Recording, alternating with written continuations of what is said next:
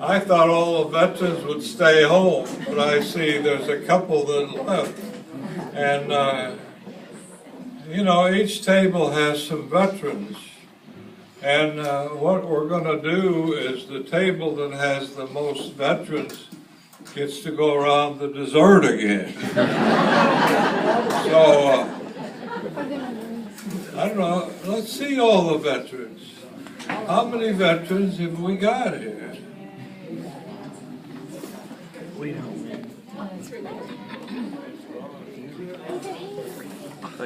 We've got enough here to start an army, or a navy, or something. Well, first of all, they always say start with show and tell. Well, I'll show you what we have to tell about. On the table I have 3 or 4 other books that other people have written about China and the part of China I was in. So feel free to come and look at those. We have you ever heard of a ripcord? Yeah, ripcord. What's a ripcord? I'll tell you about it. Well, here's my ripcord. Now, the regulations don't say you have to bring this back when you use it, but I did. And I don't know why, but I ended up down there and this thing was in my hand, so I still got it. Use them all the time. Now, late in the war, we got some escape maps in case we wanted to go home. Got it. But they told me that wasn't any good till you get an airplane to ride, so I still have the map. There's 2 of them here that were late in manufacturing, but if we needed a map to get out of the area of the hump, we had the maps. And I have my medals shown. I did have a couple of medals. And the most important book out here, outside the Bible, is this book of China that has Chinese written in the back, opposite the English. So if you can find a Chinese that can read that, you're in good shape. We had an awful time finding someone who could understand this. And I show you a couple of my buddies here. And I think one of the most important things I have here is the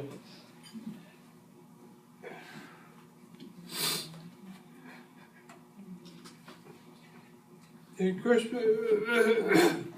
Christmas of 1945, this was a message from our commanding officer, and it'd be good to read that. It's very interesting. Okay. Need a tissue? Keep telling me I'm in the wrong spot with this microphone. You stay there. Well, I wanted to thank Fern again, and all the ladies that fixed the chow for us, Linda Davis and Nancy Jones, and all the other ladies that were out there. Linda wants to cover.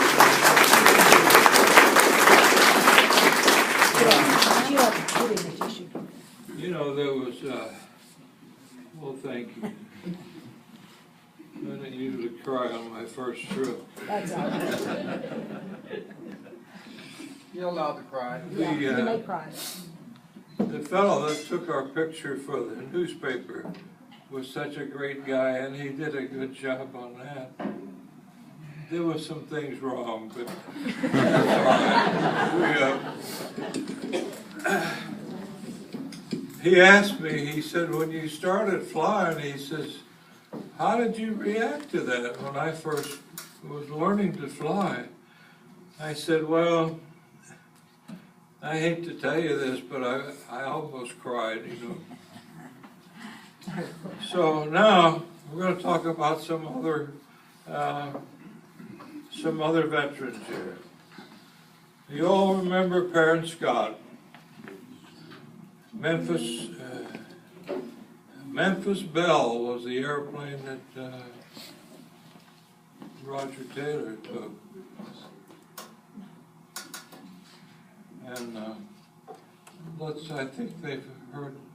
I think they've seen that.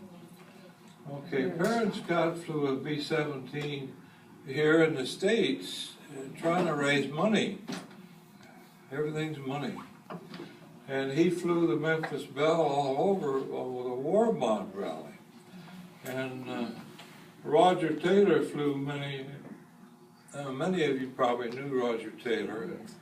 And of course, I'm sure you flew Perrin. So now, let's show them the Memphis Belle. There's Perrin, and unfortunately he's not with us. So that was one of the 12,700 B-17 that they built, and some of them survived. And this was one of them. They flew their 10 months, their missions in 10 months, and they came back and they let them fly it again. They had to patch up the bullet holes because it was riddled. And some guy found it in the junkyard and says, hey, I know that airplane. And they fixed it up. They patched all the holes, and they flew that all over the country just to raise money, a war bond. So this thing shot down 8 enemy fighters. It dropped more than 60 tons of bombs over Belgium and France.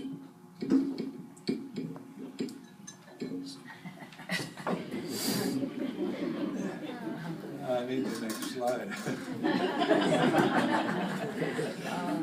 Okay. That's the nose art on the B-17.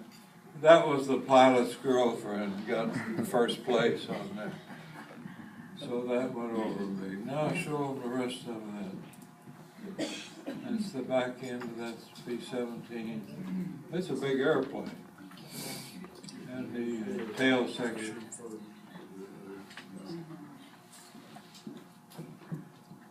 And that's the tail gunner position. A very bad spot, I would say. Speak up. Okay, now we had Roger Taylor. We wanted to show you about him. Roger was one of our members, and he flew the hub. I mean, he flew the hub. I was lucky, I only got to go on the hump twice. Once coming and once on the way home. The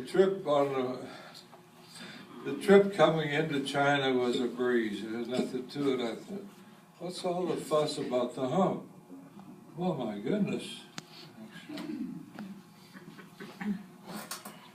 What I didn't know on that first trip, because there was nobody shooting at me. Now, looking at this, there was the high hump and the low hump. And the red part, the arrow in the red, is the higher hump. Now, we couldn't fly over that with a C-47 that I had to begin with. We had to fly on the lower hump, which was down much lower on the mountains there.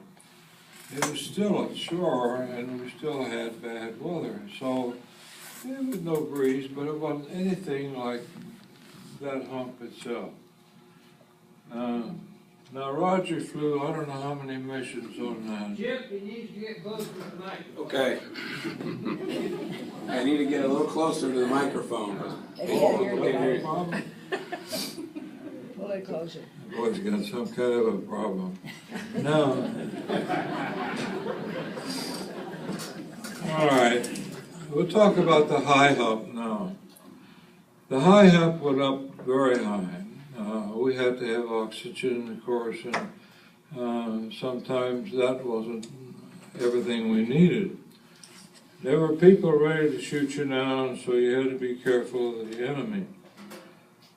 Altogether, on that operation, there was 594 airplanes missing. Some of them they've never found yet. There was 659 people that were killed or died on that hump. That's a lot of people just to go flying in a hump. Now they tell me that they found some of them, but there's still 1,000 people that's missing. Now we see some more of the hump there. Another thing that, you know how you get a bad reputation? The bad thing about the hump was, not only was it really bad, but there were stories that made it even worse. Because someone started the rumor way back that there's cannibals down there on that hump. And you don't want to get caught by these cannibals. Well, one of our pilots, a sergeant pilot, says, I don't believe that. I think I can make friends with those people. You know he did. He went down there and stayed with those people. He gave them some gifts, and he found out how to talk to them. And they had a good job. They were able, through his effort, to make teams to go back in to look for some of those people that are still missing. So we thought that was pretty good.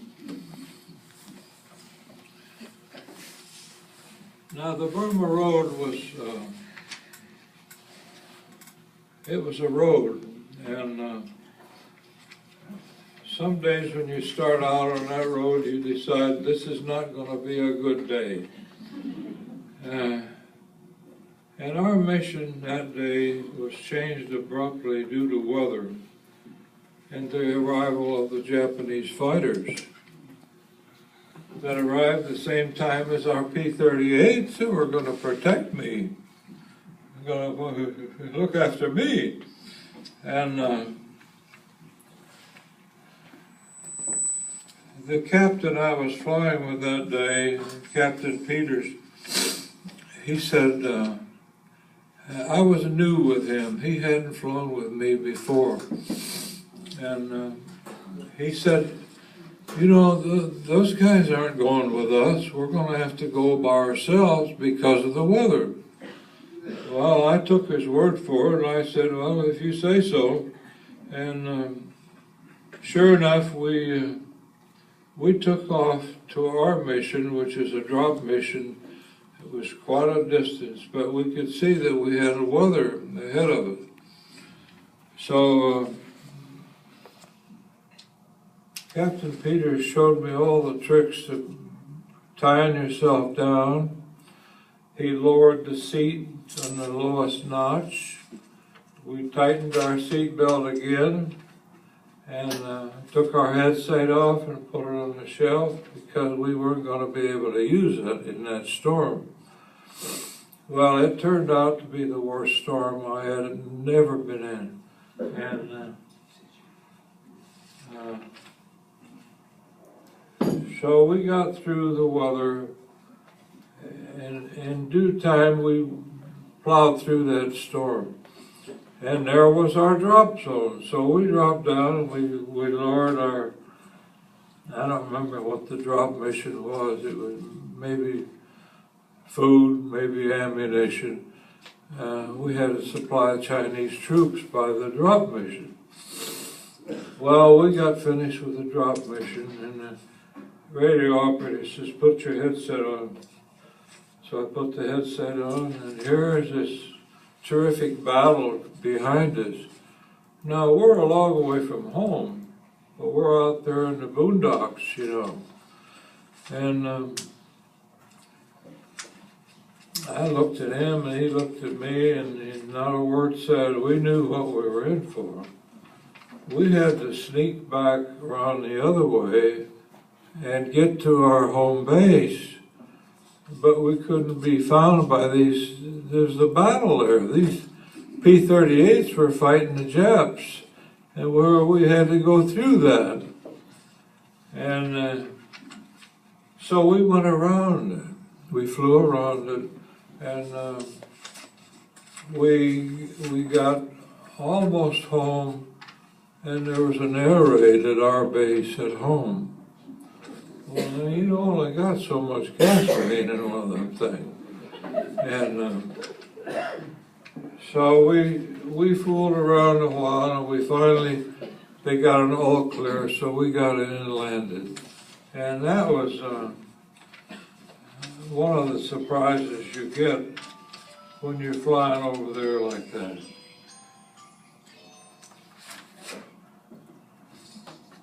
Now I'll tell you about a little hair-raising experience here. There's one way to get to Chungking, usually after an instrument letdown, and that's not always fun there. You also get a message as you're letting down from a Japanese wanting to talk to us, only he's not telling us very nice things. He was telling us pretty bad stuff. And they called us American dog and everything else, and that's good for your nerves as you're loading an instrument letdown. But we finally made it, and we found a parking place and unloaded. And our next trip, the next day, was to go to Chungking.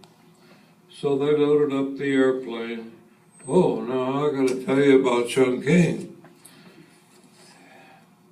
You don't just land at Chungking because they have such a short runway. They want to use it twice.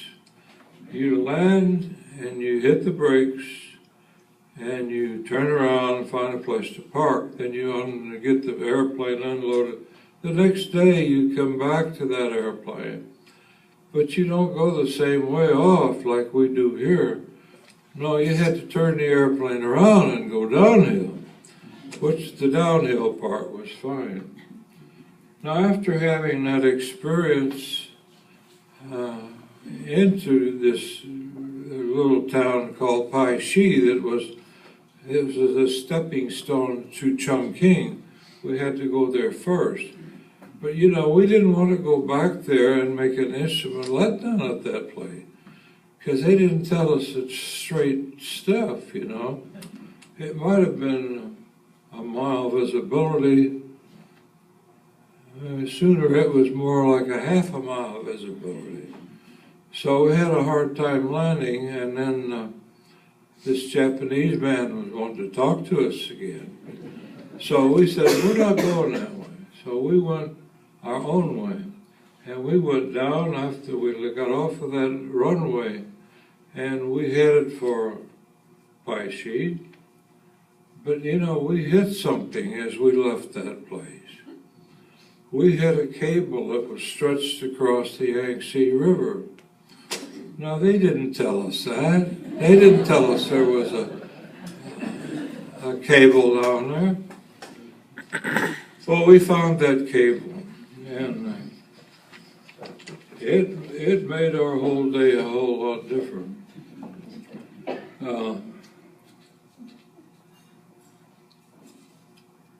We were hardly out of our first turn to level off, because we had come down that mountain and started our turn to our base where we're going. And we hit something. And we could see on the top of the airplane, we could see there was a cable come across and hit the windshield and scared the daylights out of me and everybody else too. What is happening? So I pointed out to my pilot, I was a co-pilot that day, and I told Al, I said that there's a field across the way here that we saw coming in. We're going to have to land on that field. Well, we could hardly control the airplane. It was all over the place.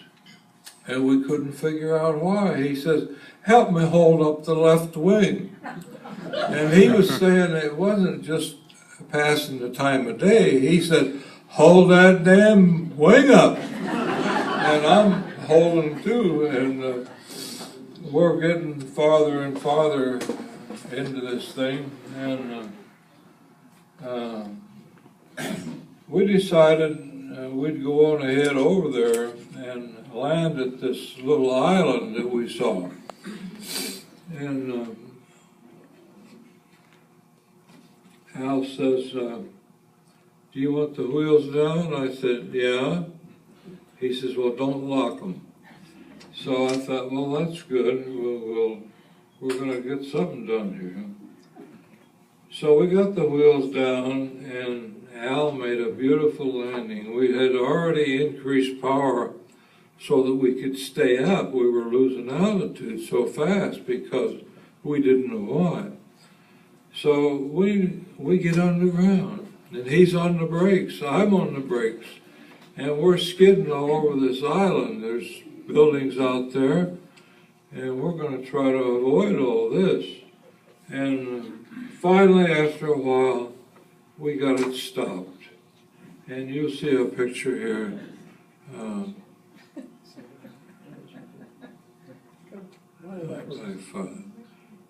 Anyway, you can see the buildings there. We didn't want to hit those buildings, but we managed to get it stopped, and we all got out to see what in the world was wrong.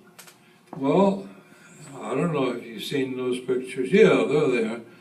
That's the top of the airplane that got cleaned off with a cable. And was there some more on there? The ones with all 4 pictures, too. Okay. Anyway, there's the tail is missing. Where'd our tail go? It's gone. And the de-icer boot was split. No wonder we had no lift on the left wing. That was flapping in the breeze, and we had no lift in that wing. Boy. So anyway, the radio operator got out. He says our antenna's still good. Our reading antenna, it was good. He said, so he got Chinese there to help him, and they unreeled enough cable from the antenna. They called our headquarters to say, are we in a mess? And here's what we need. And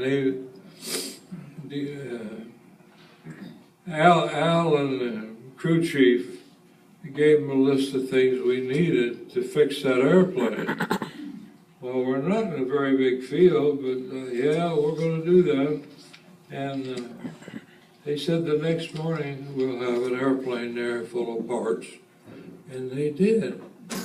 In the meantime, there was barrels of cement, 300-pound barrels of cement that we were supposed to deliver that to that next base. Well, they never got their cement, let me tell you. We got rid of that pretty quick. And,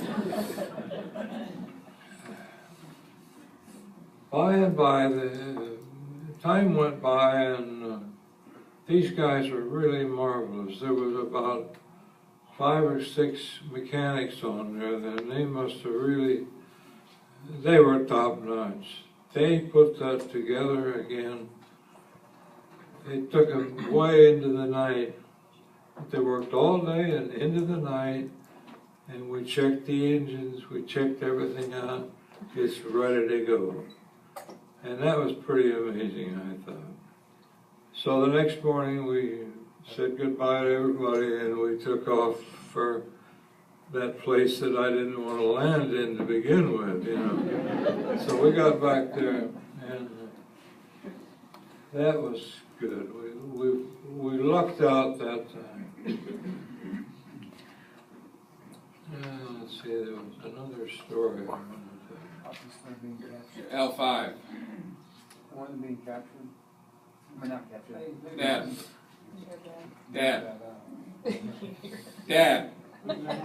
What there, Chip? L5.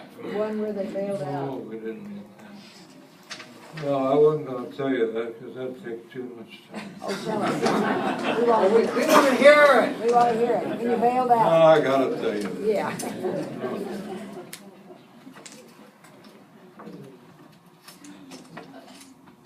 Let me find it. I'm trying to cut this down so I wouldn't keep you up on Oh, no, we're fine. You have someplace else to go? When you're, yeah, right. it. Okay.